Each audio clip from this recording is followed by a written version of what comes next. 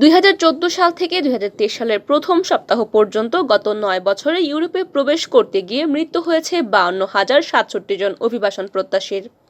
এই মৃত্যুদের অধিকাংশই সাগরে ডুবে মারা যাওয়ায় অনেকের লাশও পাওয়া যায়নি। গত বছর 2022 সালে ইউরোপে প্রবেশ করতে গিয়ে মৃত্যু হয়েছে 4,897 জনের, আর চলতি বছরের প্রথম সপ্তাহে মারা গেছেন 28 জন। নিখোঁজ ও মৃত অভিবাসন প্রত্যাশীদের ব্যাপারে তথ্য সংগ্রহ করতে আন্তর্জাতিক অভিবাসন সংস্থা ইন্টারন্যাশনাল অর্গানাইজেশন ফর মাইগ্রেশন একটি প্রকল্প আছে। চলতি সপ্তাহে মিসিং মাইগ্রান্টস প্রজেক্ট নামের সেই প্রকল্পের একটি প্রতিবেদন প্রকাশ করেছে IMO। সেখানে উল্লেখ করা হয়েছে, প্রতিবেদনে বলা হয়েছে, এই 52,067 জন অভিবাসীর মধ্যে 25,385 জনের মৃত্যু হয়েছে ভৌগোলিকভাবে এশিয়া ও ইউরোপকে বিচ্ছিন্ন করা ভূমধ্যসাগরে ডুবে। তাদের অনেকের মরদেহ পাওয়া যায়নি। এছাড়া ঠান্ডা, খাবার পানি ও আশ্রয়ের অভাব, শারীরিক অসুস্থতা, সড়ক দুর্ঘটনা সহ বিভিন্ন কারণে মৃত্যু হয়েছে বাকিদের। এমনকি ইউরোপে প্রবেশের পরও অল্প কয়েকদিনের মধ্যে মৃত্যু হয়েছে প্রায় 1,000 মানুষের। IMO এর প্রতিবেদন বলছে, এক বছরের হিসাবে সবচেয়ে বেশি মৃত্যু ও নিখোঁজের ঘটনা ঘটেছে 2016 সালে। ওই বছর ইউরোপে প্রবেশ করতে গিয়ে মৃত্যু হয়েছে 8,084 জনের।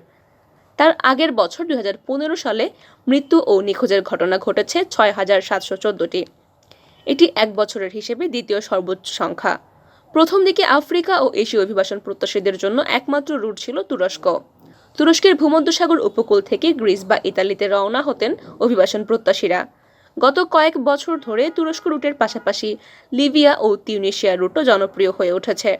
IOM এর প্রতিবেদনে বলা হয়েছে, এই দুই রুটেই গত কয়েক মাসে নিহত হয়েছেন কয়েক শত অভিবাসন প্রত্যাশী। শীর্ষ 10 দেশের তালিকায় বাংলাদেশ।